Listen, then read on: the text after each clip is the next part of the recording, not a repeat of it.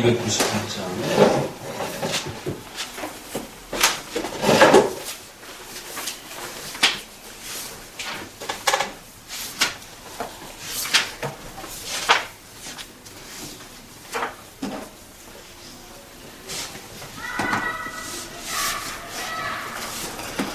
인간에 대한 부분을 계속해서 배워보고 있습니다. 인간론에 해당이 되는 거죠. 인간의 창조에 대한 부분들을 살펴보고 있어요. 앞부분에서는 이제 인간의 창조가 영과 육으로 되어 있다는 것, 그다음에 하나님의 형상으로 창조되어 있다는 것, 그리고 우리는 영혼, 육이라고 하는 이런 3분 형태로 구분하지는 않는다는 것. 인간의 영의 그러한 독특한 부분. 그 다음에 조심하셔야 되는 것은 창세기 2장 7절에 그의 생기를 불어넣으셨다라고 했을 때 그건 어떤 하나님의 숨이 이렇게 들어가는 걸로 이런 식으로 착각해서는 안 된다라는 것. 그건 하나님의 흙으로 인간을 만드셨다 이런 것처럼 하나님께서 어떤 이렇게 바람을 이렇게 부어내시면서 뭔가 이렇게 창조의 독특함이 이렇게 이루어진 것으로 이해된다라는 것. 마치 하나님의 물질이 우리 코 속으로 들어와가지고 인간이 이렇게 사람이 된 걸로 이런 식으로 이해하게 되면 하나님의 물질을 우리가 마치 가지고 있는 것처럼 신의 물질을 우리가 갖고 있는 것처럼 그런 신비주의에 잘못하면 빠질 수 있다라고 말씀드렸어요. 인간은 인간이고 하나님은 하나님이라는 것이. 자, 그 다음에 그러면 그 영혼의 그 독특한 기능은 도대체 무엇이냐라고 기능 면적에서 이제 인간의 영혼의 특성을 살펴보자라는 것이. 근데 이제 여기서 우리가 좀 비판해야 되는 것은 철학자들도 인간에 대해서 많이 얘기한다라는 거예요. 그것과 성경에서 말하는 인간하고 구별해 볼 필요가 있다라는 것이죠. 사실은 그 철학이라고 하는 것은 가장 큰 주제가 뭐냐면 인간은 무엇인가? 왜요? 인간은 무엇인가? 인간은 어떤 존재인가? 이런 그 존재에 대한 부분이고, 그 다음엔 무엇이 선인가? 악인가? 뭐 이런 그 하나의 윤리론에 대한 문제를 다루기도 하고, 그 철학은 그런 부분을 다루는데, 인간에 대한 탐구죠, 철학도. 그 성경에서는 어떤 식으로 인간의 영혼을 소개하느냐라는 거예요. 영혼의 정의를 철학자들에게서 찾는다는 것은 어리석은 일이다.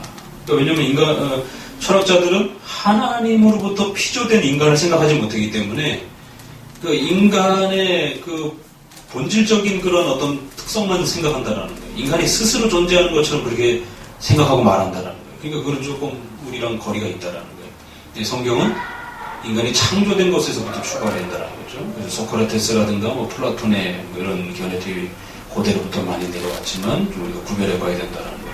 두 번째 단락부터 읽어봅시다. 영혼은 무형의 실체임을 되었다. 지금 우리는 다음과 같은 사실을 첨가하지 않을 수 없다. 지금 영혼이 인간적으로 제한을 받지 않는다 해도 그것은 육체를 겉옷처럼 간주하여 거기에 머물며 육체의 모든 부분에 생기를 넣어주고 육체의 모든 기관을 각각의 행동에 적절하고 유용하게 할 뿐만이라. 인간의 생활 가슴에 있어도 수위를 차지하되 그리고 모든 생활의 의무만이 아니라 동시에 하나님을 예배할 수 있도록 가능한 사실이다.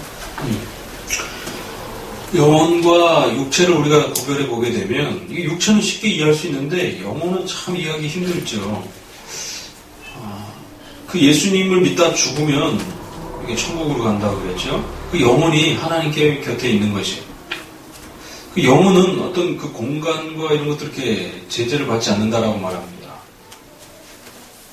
그렇지만 인간이 죽기 전에는 반드시 육체 제한을 받는다라는 거예요.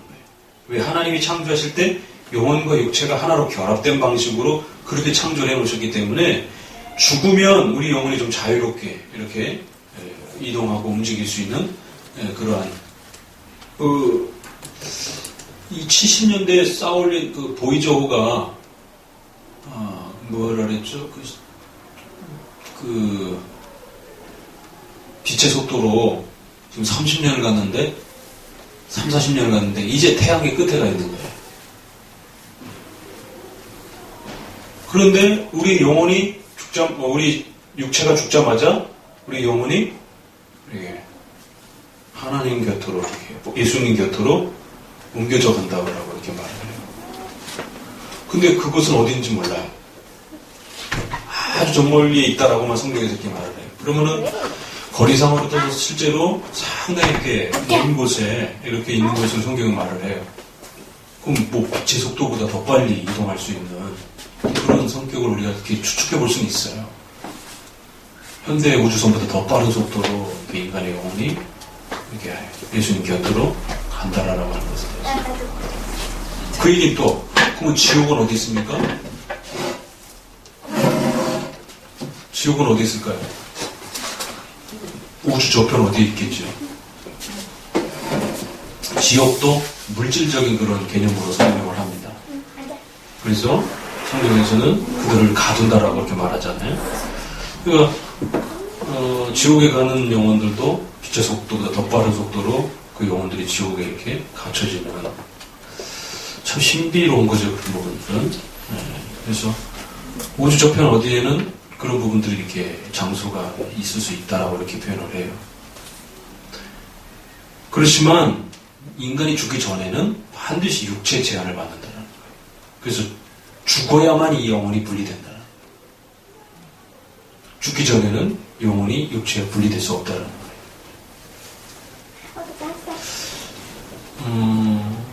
영혼이 그럼 어디 있을까요? 지난번에도 우리가 또 중간에 질문하기도 했잖아요. 영혼이 어디 있을까요? 우리 육체에 어디? 보통 우리 동양 사람들 이렇게 마음에 있다 이렇게 많이 생각하고 서양 사람들은 머리에 있다 이렇게 많이 생각을 하는데 마음이 어디 있을까요? 우리의 영혼이.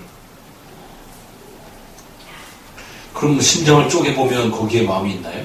그럼 뇌를 쪼개보면 거기에 마음이 있나요? 그러니까 사람들이 그 뇌가 뭔가를 하나 기억하고 인지하고 우리가 좌뇌우뇌 그렇잖아요. 그래서 현대과학이 뇌를 많이 발견해냈단 말이에요. 그래서 정말 기억력을 좌우하는 부분에 치매 현상이 나타나면 기억을 잃어버리잖아요. 그렇죠? 감정을 조절하는 부분에 있어서 어떤 뇌에 손상을 입으면 이렇게 분노하고 막 감정 조절이 안 되잖아요. 그 부분에 세포가 그런 기능을 하는 게 맞습니다. 그러나 그렇다고 해서 기억한다고 해서 감정을 표출한다고 해서 그게 마음은 아닙니다. 그건 하나의 신경 조직이죠. 세포죠. 그 사람들도 인간이 뭔가 뇌로 인식을 하고 기억을 하고 그러다 보니까 그게 마음인가? 이렇게 생각을 하기도 해요. 그러나 그 뇌를 열어보아도 그게 마음이 없단 말이에요. 도대체 인간을 인간되게 하는 이 인간의 이 자의식, 내가 나라고 느끼는 이 마음 있잖아요. 이거 도대체 어디 존재하는 건가? 우리가 이걸 영혼이라고 그러는데 도대체 이 영혼이 어디 있느냐? 앞으로는요 뇌 이식도 가능하지 않을까? 뭐 그렇게 생각도 해봐요. 현대 의술이 발달이 되면 뇌 손상을 많이 입잖아요, 그렇죠? 그러면 이제 그거를 이렇게 세포 분화라든가 뭐 아니면 인공적인 어떤 그 뇌 기능을 만들어서 심장 이식하듯이 기계로 뇌 일부분을 이렇게 기억력을 돕도록 이런 부분들이 이제 개발될 수 있단 말이에요. 그럼 도대체 마음은 어디 있냔 말이에요.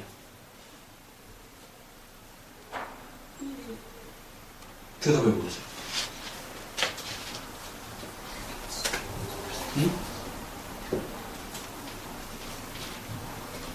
전호, 너의 마음은 어디 있어?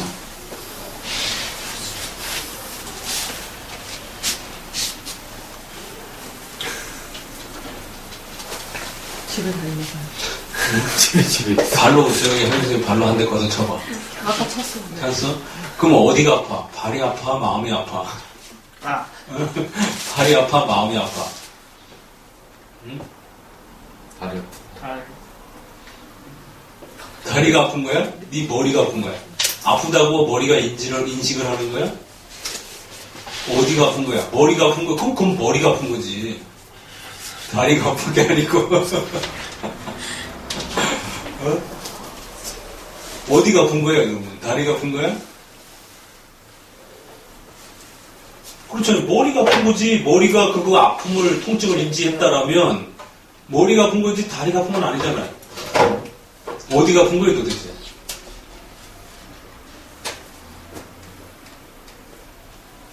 희한하게요. 다리를 잘라내잖아요. 팔을 잘라내잖아요.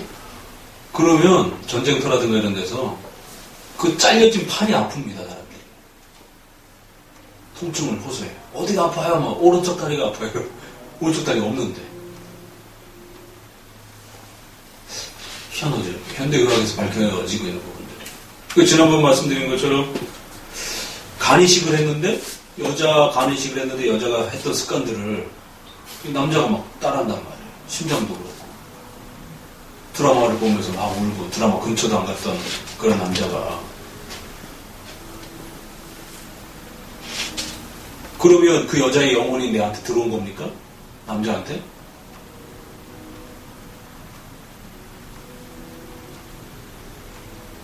도대체 우리 영혼은 어디 있는 거냐라는 거예요. 우리 마음은 도대체 어디 있는 거예요? 내 안. 구체적인. 참 어려운 질문이지 쉬운 질문은 아니에요. 우리 영혼이 도대체 어디 있는 건가? 우리 인간이 영혼과 육으로 돼 있다 그랬잖아요. 영과 육으로 돼 있다 그랬잖아요. 그렇게 딱 칼로 쪼갤 수는 없어요. 그러니까 죽어야만 이게 분리된다는 겁니다. 죽기 전에는 하나님 인간을 창조하실 때는 영혼과 육체가 아주 밀접하게 어디서부터 어디가 육체고 어디서부터 어디까지가 영혼인지 구분할 수 없도록 그렇게 전 육체의 영혼이 결합되어 있는 방식이에요. 그래서 분리할 수 없다는 거예요. 손톱에도 영혼이 있는 거고 머리카락에도 영혼이 있는 거고 우리 전 육체에 그 영혼이 이렇게 결합되어 있는 것이죠. 그렇기 때문에 영혼의 심장에 있다 말할 수도 없고 머리에 있다라고도 말할 수 없는 거예요. 전 육체의 온 몸을 이렇게 함께하고 있는 방식이라는 것이죠.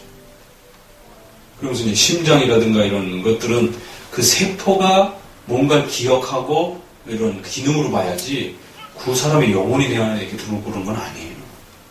그건 하나의 신체 기능이죠. 그 세포 기능.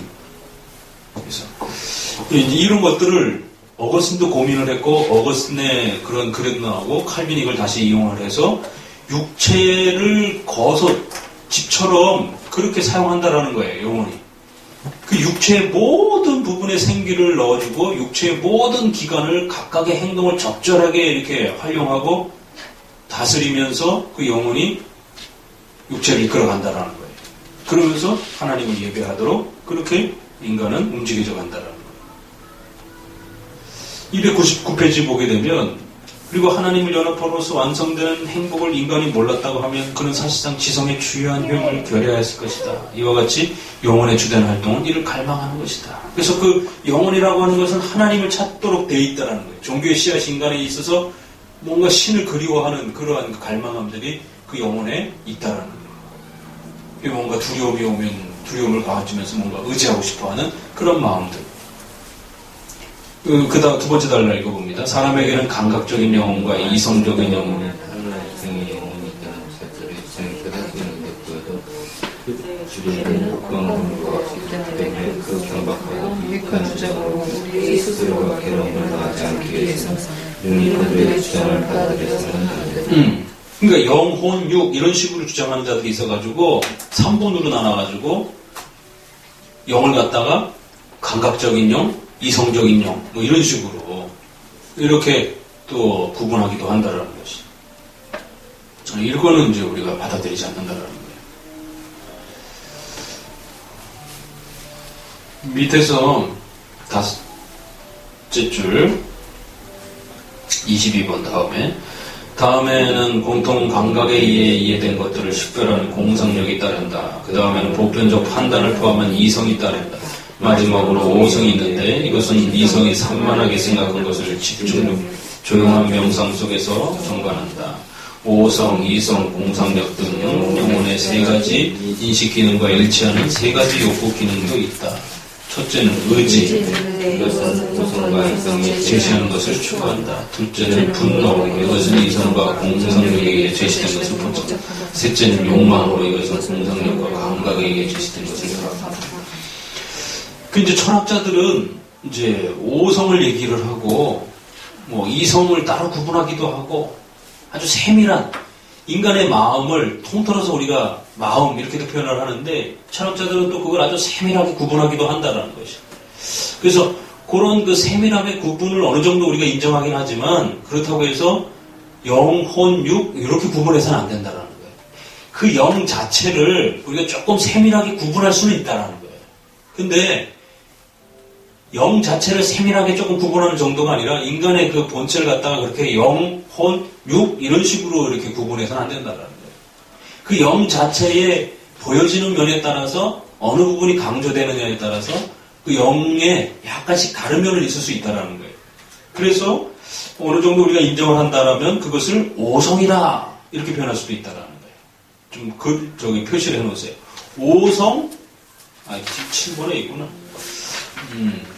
이성도 있고 공상력도 있고 상상력 이렇게 우리 번역을 상상력 뭐 이렇게 해놨는데 뭔가를 이렇게 떠올릴 수 있고 뭔가를 이렇게 추론해낼 수 있고 뭔가를 생각해낼 수 있는 그런 능력을 말하는 거예요. 그리고 이것을 다시 또 이렇게 구분해 보게 되면 의지, 분노, 욕망 뭐 이런 식으로도 또 이렇게 표현을 낼 수도 있다라는 거예요. 그게 이렇게 드러나지는 방향에 따라서. 세 번째 단락 읽어봅니다. 그러나 우리는 구분을 짓되 모든 사람이 이해할 수 있는 구분을 짓도록 하자. 이것은 분명히 철학자들에게서 찾아볼 수 없는 구분이다. 저들은 매우 단순하게 말하기를 원하면서도 영혼을 욕구와 오성으로 구분하여 이 둘을 이중적인 것으로 만들었다. 그 기케로라든가 뭐 이런 사람들이 그걸 너무 이렇게 분리시켜서 이렇게 인간의 어떤 이 내용이 이렇게 따로따로 있는 것처럼 이런 식의 오해를 불러일으켰다라는 거예요. 그래서 뭐 단계가 마치 있고 이런 거. 예를 들면 우리가 프로이트의 심리학 같은 데 보게 되면 뭐 그런 거 있잖아요. 그렇게 도표로 피라미드를 이렇게 그려놔갖고 뭐 이렇게 인간의 어떤 마음을 이렇게 세분화시켜가지고 이렇게 하는 것도 있고. 그래갖고 뭐 어떨 때는 인간의 먹는 거에 욕구, 그 다음에 문화적인 욕구, 위로 올라갈수록 좀 고급스러운 욕구, 이런 식으로 해갖고 또 이렇게 나눠보기도 하고. 그래서 그걸 너무 세밀하게 나누면 문제가 된다는 거예요. 마치 다른 것처럼 이렇게 오해해서는 안 된다는 거예요. 다 결국 영혼의 기능이라는 거예요. 영의 기능이라는 거예요. 그 기능의 특징에 따라서 약간씩 다르게 틀릴 수 있지, 분노나 욕망이나 이게 다른 영이냐라는 거예요.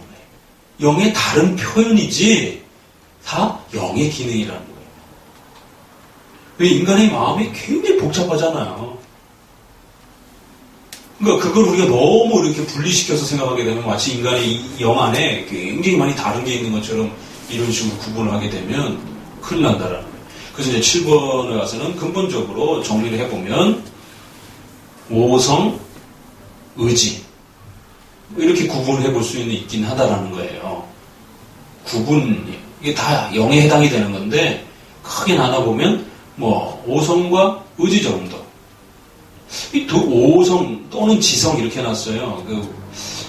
일반인들은 오성 이런 말들을 잘 모르죠. 왜냐면 이거는 이제 철학자들이 쓰는 말이기 때문에 학문적으로 쓰는 표현이기 때문에 일반적으로 우리가 지성 이렇게 많이 표현. 지성이라고 하는 건 뭐예요? 어떤 그 지식과 정보를 이렇게 판독해낼 수 있는 어떤 능력을 갖고 있느냐 그런 표현을 쓸 때 그러잖아요. 그죠? 지성이 있느냐 무식하냐 이런 표현할 때. 의지는 조금 달라요. 그렇죠? 또 뭔가 기억하는 것하고 결단하는 그런 어떤 이 마음하고 좀 다르잖아요. 또 그죠? 그래서 그런 거 정도는 구분할 수 있다라는 거예요. 그래서 우리가 크게 구분해 보게 되면 오성 이걸 어떤 사람은 지성이라고도 표현을 하는데 오성 표시를 해놓으세요. 오성이 제일 크고 중요하고 그 다음에 지성, 이성이라고도 표현을 합니다.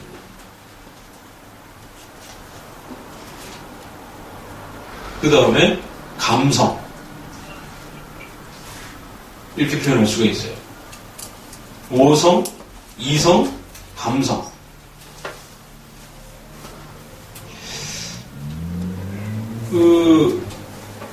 오성과 이성이 이렇게 결합이 돼서 뭔가 의지적인 결단이 나오기도 해요. 그래서 의지를 이렇게 오성 안에 두기도 해요. 그러니까 이제 크게 나눠서 오성이라고 하는 거는 인간의 마음에 가장 중요한 그 분별력을 말하는 거예요. 그 사람들이 이성하고도 좀 구별하고 싶었어요. 우리가 보통 이성적이다 이렇게 표현을 써요.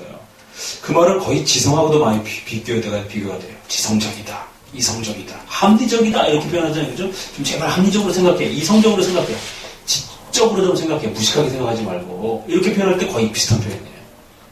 그 말은 너무 감성적으로 판단하지 마 이런 표현입니다. 반대 말이죠.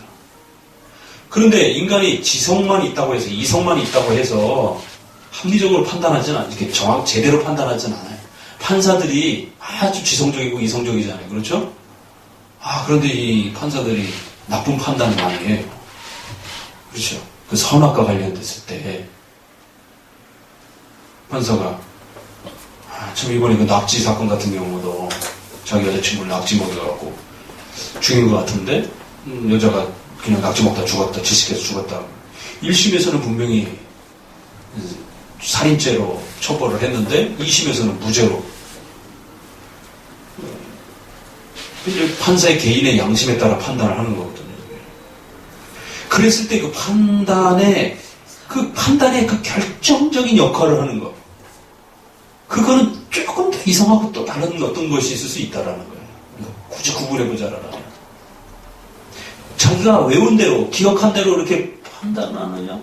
그렇진 않아요. 많은 정보들을 우리가 쭉 모은 다음에 그걸 지식으로 쌓지만 그 모든 거를 결합하고 나서 선과 악의 문제를 판단했을 때 내가 이거를 해야 되겠다. 말아야 되겠다. 이런 어떤 결단을 내릴 수 있는 중요한 그 인간의 마음의 그 분별력이 그건 오성이지 않겠는가? 그건 뭔가 또 다른 거지 않겠는가? 왜냐면 많은 사람들이 공부한 대로 안 하거든요. 지식을 쌓은 대로 선을 선택하지 않는단 말이에요. 아무리 선을 가르쳐 놨는데 학교에서 도덕, 윤리를 가르치잖아요. 근데 나쁜 짓 한단 말이에요. 그러니까 이런 지성, 이성 말고 뭔가 또 다른 인간의 어떤 그 인간을 움직이는 어떤 근원적인 게 뭐가 있지 않느냐. 이런 고민들을 한 거예요, 철학자들이. 그래서 그거는 오성이라고 하는 이런 게 있지 않겠느냐. 그래서 오성을 5개 이런 오자가 아니고 이런 철학적인 오자를 써가지고 이성보다도 더 깊은 인간 안에 뭐가 있다. 이런 판단력, 분별력이 있다. 선과 악을 분별할 수 있는. 무슨 이성, 지성 이런 것들은 약간 지식적인 거고, 그 다음에 본능적으로 행하는 감성적인 거. 이게 한 3가지 정도로 우리 굳이 구분해 보자라면 이렇게 있을 수 있는데, 그러나 감성도 인간의 영혼 안에 이렇게 다 포괄 되는 것이지, 슬프고 아프고 이런 것들도 다 영혼 안에 두는 것이지, 뭐 슬프고 아프고 괴롭고 이런 거는 짐승들도 할 줄 아니까 그건 혼의 기능이다 이렇게 말하지 말라는 거예요. 그거는 인간의 아픔과 짐승의 아픔을 동일하게 이렇게 취급해서는 안 된다는 거예요. 인간이 운다고 해서 짐승이 운다라고 해서 똑같이 취급하면 안 된다는 겁니다. 인간이 우는 거는 영혼의 한 기능의 한 결과로 표현될 수 있지만 짐승이 우는 거는 하나의 그냥 본성적인 세포적인 하나의 반응으로 나타날 수 있는 거예요. 음식을 보면 이렇게 침을 이렇게 질질 개가 흘리듯이. 그렇다고 해서 인간이 음식을 보고 배가 고플 때 침을 흘린다고 해서 그게 짐승의 침 흘림하고 똑같으냐 이렇게 판단할 수는 없다는 거예요. 인간의 그 배고픔 안에는 자신의 비참함, 괴로움, 돈이 없는 것에 대한 그 슬픔, 자존심 상함 이런 것이 모든 것이 이렇게 결합이 돼서 그 배고픔과 함께 침이 나오는 것이지 단순히 침만 나오는 건 아니라. 그러니까 인간은 그런 부분에 있어서 조금 구분할 수는 있지만 어찌됐든 영혼이라고 하는, 영이라고 하는 것을 가장 본질적으로 인간의 핵심으로 생각하셔야 된다는 거예요. 자,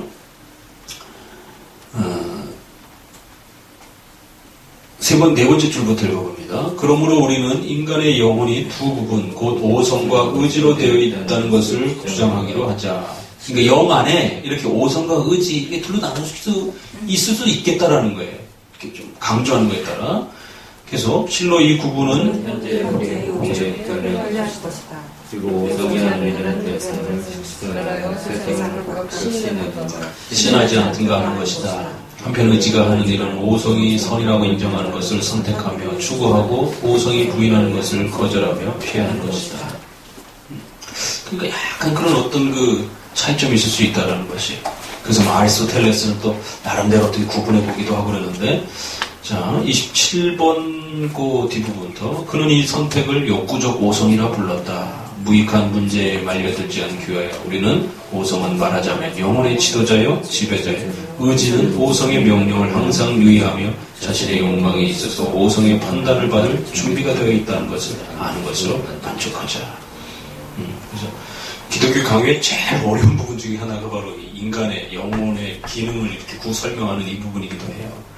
자, 그래서 약간 오성과 어떤 의지의 색다른 면이 있을 수도 있다. 그러나 그건 결국 전부 다 영혼이라고 하는 걸로 통합해서 우리가 이해하면 된다는 거예요. 8번. 자, 같이 읽어봅니다. 그랬을 때 이제 인간의 그 책임, 결국 인간이 뭔가를 선택하잖아요.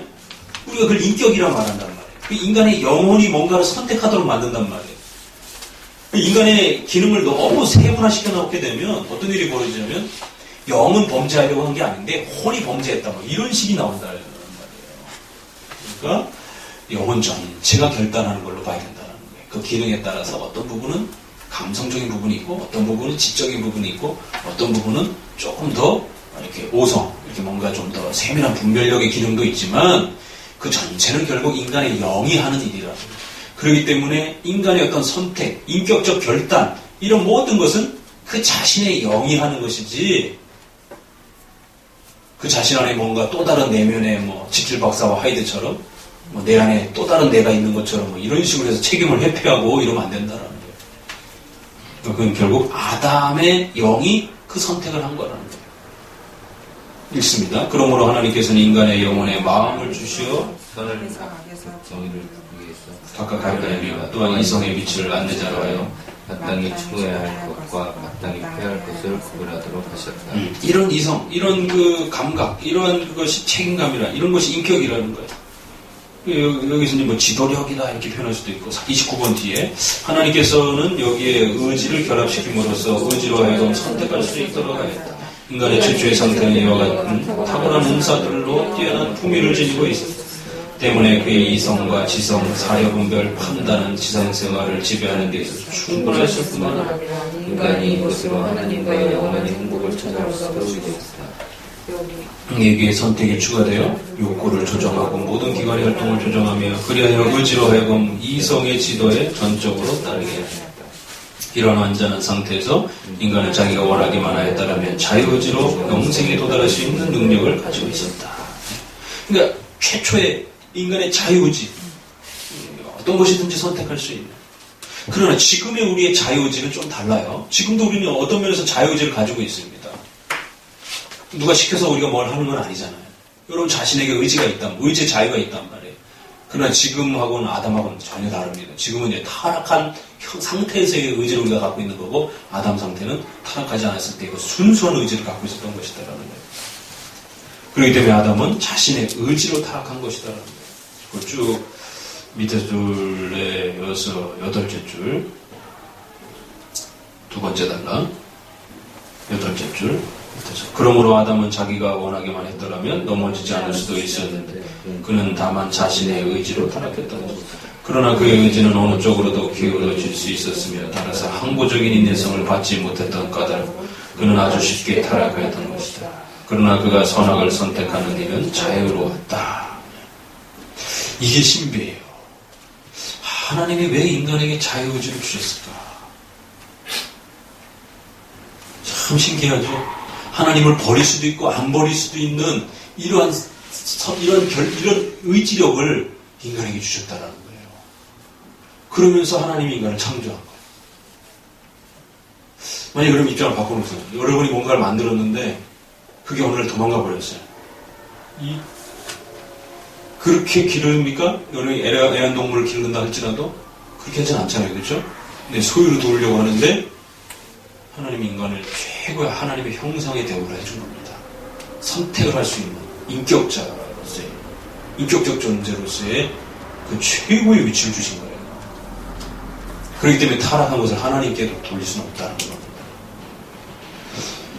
자, 303페이지 위에서의 5째 줄. 만일 인간에게 아무런 변화도 없었더라면 인간은 지금까지 올바른 판단력을 가질 수 있었을 것이다. 그러나 이것은 인간에게 감추어 있었습니다. 따라서 인간이 천지로 혼동한다 해서 놀랄 것은 없다. 그런데 스스로 그리스도의 제자라고 자처하면서 철학자들의 사상과 하늘나라의 교리를 절충함으로써 타락하여 영적 파멸에 들어간 인간에게 여전히 자유 선택을 찾는 자들이야말로 분명히 어리석음을 저지르고 있는 자들이며 하늘과 땅 어디에도 그들의 이 절충 사상은 적할 수가 없다. 그러니까 지금도 인간이 그 순수한 자유의지를 가지고 있는 것처럼 철학자들은 그렇게 말한다는 거예요. 우리 동양 상상에도 어떤 그 비슷한 게 있어요. 인간은 태어나면서부터 악하다, 인간은 태어나면서부터 선하다.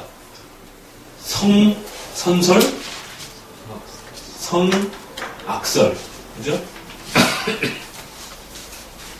우리 동양 사상에도 그런 게 있어요. 인간은 태어나면서 또 악한 존재가 아닌가? 못됐으니까. 근데 또 어떤 사람은 아니다. 인간은 태어나면서 아주 순수하게 태어난다. 다만 자라는 환경에 따라서 달라질 수 있다. 그러니까 지금도 인간은 아주 순수하고 깨끗한 의지를 갖고 태어난다라고 이렇게 주장하는 사람도 있어요. 기독교에서도 그런 자들을 우리가 인본주의자들이라고 말하고 알미니안주의자들이라고 이렇게 말한다. 자유의지를 강조하는 자들. 그래서 마치 자신의 힘으로 하나님을 선택할 수도 있고 버릴 수도 있고 이런 어떤 능력이 지금도 있는 것처럼 이렇게 그런 건 아니에요. 지금은 이제 하나님을 버리는 타락으로 물들어져 있는 그런 자유의지만 있는 거예요. 그래서 루터는 그걸 노예의지라고 이렇게 표현하기도 했습니다. 그 밑에 31번 밑에 아담의 후손은 아담의 부패한 상태에서부터 기원하여 유전적인 오염을 물려받았다는 것을 유의해야 한다. 그렇죠? 거기서 쭉 내려오셔서 32번 거기서 셋째 줄 아래 그러므로 범죄할 수 없거나 범죄를 원하지 않도록 인간을 만들 필요가 있었다고 하나님께 강요한다는 것도 잘못된 것이다. 실로 그러한 인간성은 한층 탁월했을지도 모른다. 그러나 마치 인간은 사람에게 줘야 할 의무가 있는 것처럼 하나님께 불평한다는 것은 매우 악한 행위이다. 왜냐하면 하나님께서 자신의 기뻐하심을 따라 자유롭게 주시기 때문이다. 그러나 왜 하나님께서는 아담에게 인내의 힘을 주셔서 그를 붙들어주지 않으셨는가 하는 이유는 그의 계획 속에 감춰있다. 그리고 근신하여 이를 캐내지 않는 것이 우리로서는 지혜로운 일이다. 하나님이 인간을 그렇게 창조하신 게 가장 좋은 모습이에요. 그 더 깊은 이유에 대해서는 조심하셔야 된다는 거예요. 물론 하나님이 완전히 인간이 타락하지 않도록 그렇게 만들 수도 있어요. 그러나 우리가 그건 다른 면에서 생각해 보게 되면 그건 선택의 여지가 없는 거예요. 그냥 항상 선만 선택하는 게 그게 어떻게 선택입니까? 그건 그냥 기계지. 정해놓은 법칙대로 착착착착 가는. 하나님 인간을 기계로 만드신 거죠. 선만 향하여 가는 기계처럼 본능적으로 움직여가는 거죠. 선택이 있어야만이 뭔가 의지가 있는 거예요. 의지라는 말은 이걸 할 건가 저걸 할 건가를 결단할 수 있는 그런 하나의 판단력이잖아요. 그런 의지력이잖아요. 인간에게 그런 자유의지가 있다는 하는 것은 정말 탁월한 하나님의 은혜인 거예요. 넘겨서 두 번째 줄, 그는 자신의 파멸을 자별적으로 초래했을 정도로 아주 많은 힘을 받았던 것이다. 참으로 하나님께서는 인간에게 평범하고 쉬운 의지를 주시어 그를 타락하게 하고 이 타락에서 자신의 영광에 기회를 얻으려고 할 필요가 없었다.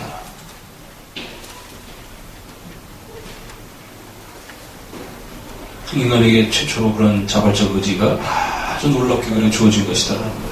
결국 그것을 가지고 아담이 타락하고 그리고 범죄한 사실을 기억하셔야 된다는 거예요. 인간에게는 참 이런 탁월한 면이 있다는 거예요.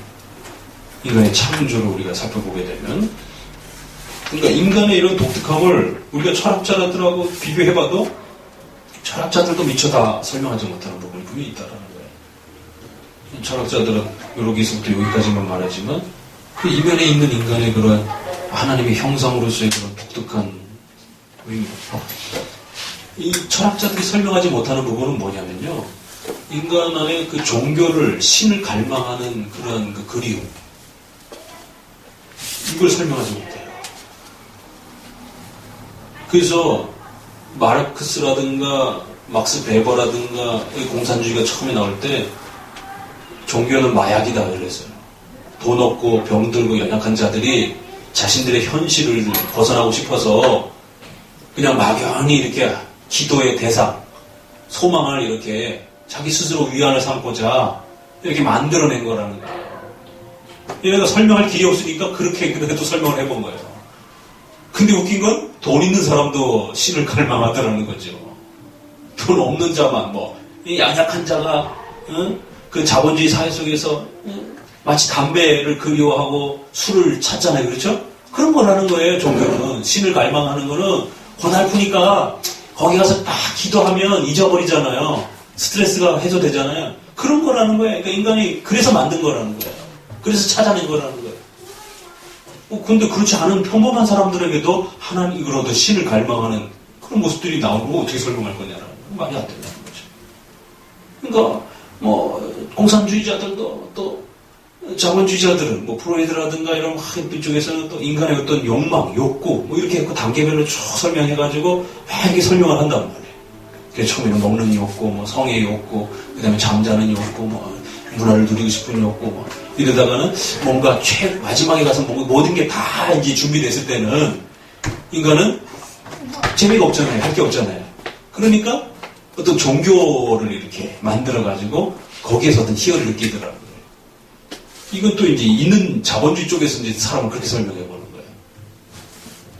근데 거꾸로 돈 없는 사람들도 오히려 신을 의지하더라는 거죠.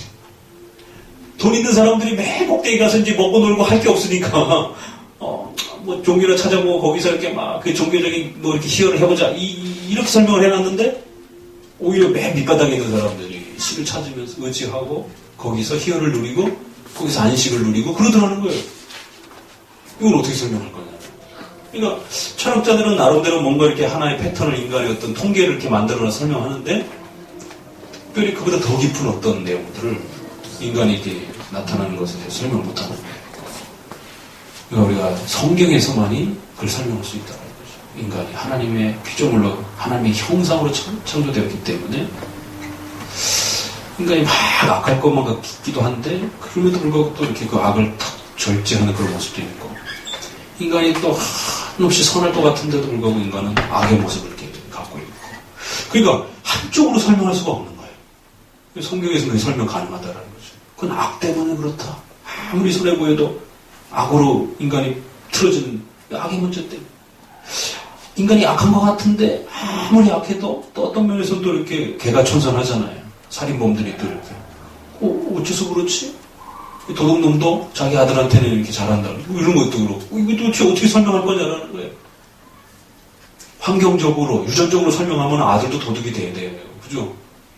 그런데 그건 하나님의 형상이 그에게 아직 남아있기 때문에 아들에게 아버지가 도둑이어도 아들은 어쨌든 하나님의 형상이 그 안에 아직 남아있어서 선을 이렇게 찾으려고 행동하려고 하는 우리 기독교에서 인간의 본질에 대해서 성경만이 그렇게 적절하게 설명해 줄 수 있다는 거죠.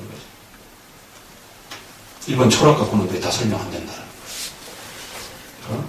오늘 이제 인간에 대해 보면 거의 끝났고요. 그래서 이제 다음부터는 섭리. 그럼 이제 그런 인간을 하나님 도대체 어떻게 다스려가는가? 이렇게 나와야 이제 기독교에서 하나님이 동행하는 원리가 이해가 되는 거예요. 이렇게 안 나오면 신비주의자들은 막 자꾸만 막 떨고 쓰러지고 막 이런 쪽으로 가는 거예요. 그건 짐승이죠, 그거는. 우리가 짐승 걷어차면 짐승이 막 부르르 떨잖아요, 그죠? 배고프면 막 침 흘리고, 이런 식의 어떤 반응을 나타내는 거예요. 그건 짐승이죠. 그러니까 인간의 존재를 이렇게 잘 알아야만 하나님이 그 인간에게 다가오시는 방법들을 아는 거예요. 왜? 그 전 인간에게 하나님이 하나님 자신을 드러내시기 때문에. 그래서 때로는 육체를 통해서도 하나님을 느끼기도 하고, 우리 영혼을 통해서 하나님을 느끼기도 하고, 영과 육을 통해 전체를 통해서 하나님을 느끼고 이해하고 알아가는 방식들이 있다는 거예요. 그걸 다 골고루 이해해야 된다는 거예요. 하나님을 꼭 눈에 보이는 방식으로만 찾으려고 해서는 안 된다는 거예요. 귀로 들리는 방식으로만 이해하려고 안 돼요. 책으로 사랑을 배웠어요. 이런 것처럼 글로다만 또 이렇게 하나님을 이해하는 방식은 또 아니라는 것이. 성경을 통째로 암송하는 사람이 하나님을 제일 많이 알고 있게 또 그렇지도 않아요. 그래서 또 이제 섭리가 나오면서 바로 하나님은 그 하나님 창조한 방식대로 또 하나님께서 인간에게 자신을 어떻게 드러내시고 우리가 하나님을 어떻게 느낄 수 있는지 그런 부분들을 소개해가는 거예요. 기도합니다. 하나님 감사드립니다. 오늘도